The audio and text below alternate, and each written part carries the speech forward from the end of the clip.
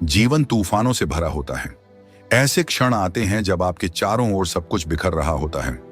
परिवार में समस्याएं, आर्थिक संकट, स्वास्थ्य संबंधी कठिनाइयां, लोग आपके खिलाफ हो जाते हैं। स्वाभाविक प्रतिक्रिया होती है घबरा जाना, डरना, आशा खो देना। लेकिन फिर कुछ असामान्य होता है। तूफान के बीच में आपको एक गहरी शांति महसूस होती है। एक ऐसी शांति जो समझ से परे है, एक ऐसी शांति जो यह दुनिया दे नहीं सकती और छीन भी नहीं सकती। मेरे दोस्तों, यह परमेश्वर की उपस्थिति है। जब परमेश्वर आपकी मदद करता है तो वह हमेशा तूफान को दूर नहीं करता, बल्कि वह उस तूफान के बीच में आपको शांति देता है। यीशु और उसके शिष्यों की नाव की घटना को सोचिए। हवाएं तेज थीं, लहरें टकरा रही थीं, शिष्य भयभीत थे, लेकिन यीशु वह सो रहा था। वह चिंतित नहीं था, वह घबराया नहीं था। क्यों? क्योंकि उसे पता था कि नियंत्रण किसके हाथ में है। जब शिष्यों ने उसे जगाया, उसने बस 3 शब्द बोले, शांत रह, थम जा। मरकुस 4:39 और तूफान उसकी आज्ञा मान गया। यह वही शांति है जो परमेश्वर आपको देता है जब वह आपके जीवन में कार्य कर रहा होता है। ऐसी शांति जो आपको मजबूती से खड़ा रखती है जब बाकी सब कुछ डगमगा रहा हो। इसका मतलब यह नहीं कि आपकी समस्याएं रातों रात गायब हो जाएंगी, लेकिन इसका मतलब यह है कि अब आप डर के अधीन नहीं हैं। आप पहले की तरह टूटते नहीं, आप अपना मानसिक संतुलन नहीं खोते जैसा कि लोग उम्मीद करते हैं। लोग आपको देखते हैं और सोचते हैं, यह अब तक कैसे खड़े हैं, ये अब भी मुस्कुरा कैसे रहे हैं। और उत्तर सीधा है, क्योंकि परमेश्वर आपके साथ है। यदि आप अभी किसी तूफान का सामना कर रहे हैं लेकिन अंदर से एक अनोखी शांति महसूस कर रहे हैं, तो यह संकेत है कि परमेश्वर आपको थामे हुए है। वह आपको ढांक रहा है। वह आपको याद दिला रहा है कि चाहे तूफान कितना भी भयानक हो, आप अकेले नहीं हैं। और जब समय सही होगा, वह या तो तूफान को शांत करेगा या आपको उस तूफान में शांत करेगा। दोनों ही स्थितियों में उसकी मदद पहले से आपके साथ है। क्या आप कभी जीवन में ऐसे मोड़ पर पहुंचे हैं जब आपको लगा कि आप खो गए हैं, जब यह समझ नहीं आ रहा था कि आगे क्या करना है, और फिर अचानक कोई सही व्यक्ति प्रकट हो गया जिसने आपको सलाह दी, प्रोत्साहन दिया, या वह सहारा जो आपको चाहिए था।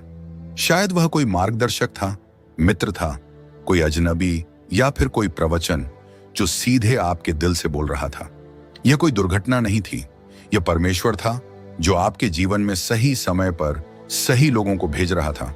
जब परमेश्वर आपकी मदद करता है तो वह लोगों को भेजता है आपको मार्गदर्शन देने, मजबूत करने, आगे बढ़ाने के लिए।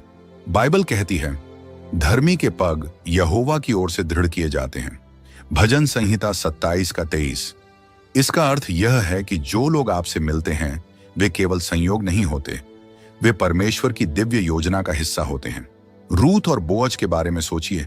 वह एक गरीब विधवा थी जो खेतों में बचे खुचे अन्न के बाल बटोर रही थी, लेकिन परमेश्वर ने उसे सही समय पर सही पुरुष से मिलवाया, और वही एक संबंध उसकी जिंदगी को हमेशा के लिए बदल गया।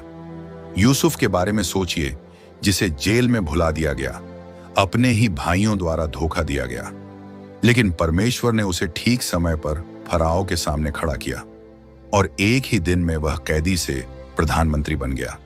यही तरीका है परमेश्वर का।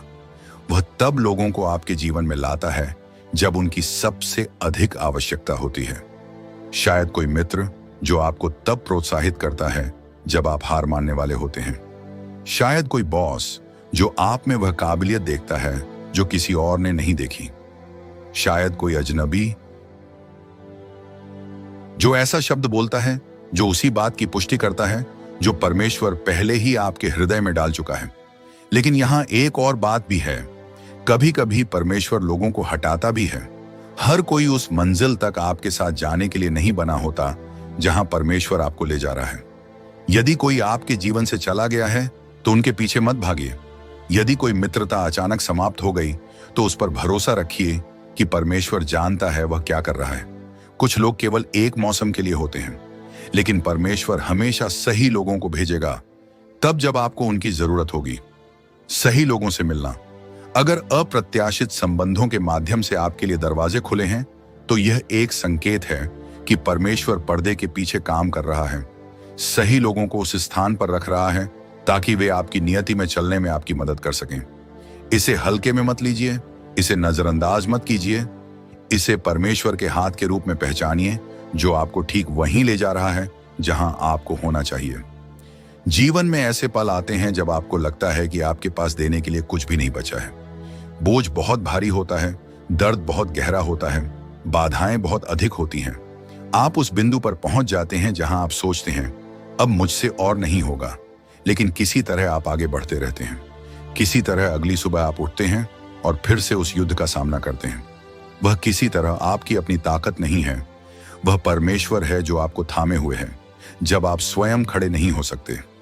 जब परमेश्वर आपकी मदद करता है, वह आपको वह शक्ति देता है जो आपकी प्राकृतिक क्षमता से परे होती है। बाइबल कहती है, परंतु जो यहोवा की बाट जोहते हैं वे नया बल प्राप्त करेंगे, वे उकाबों की नाई उड़ेंगे, दौड़ेंगे और थकेंगे नहीं, चलेंगे और मूर्छित न होंगे। यशायाह 40:31। इसका अर्थ यह है कि जब आपकी शक्ति समाप्त हो जाती है तब परमेश्वर की शक्ति कार्य करना शुरू करती है। दाऊद को देखिए, बस एक चरवाहा लड़का जो एक विशाल योद्धा के सामने खड़ा है। उसके पास कोई कवच नहीं था, कोई सैन्य प्रशिक्षण नहीं, कोई ऐसा प्राकृतिक गुण नहीं जो उसे लाभ दे, लेकिन उसके पास एक और बड़ी चीज थी, परमेश्वर की शक्ति। और वही शक्ति एक चरवाहे को, एक दानव को हराने वाला योद्धा बना देती है। पौलुस के बारे में सोचिए, जिसने मार खाई, जहाज डूबे, जेल झेली, फिर भी वह आग के साथ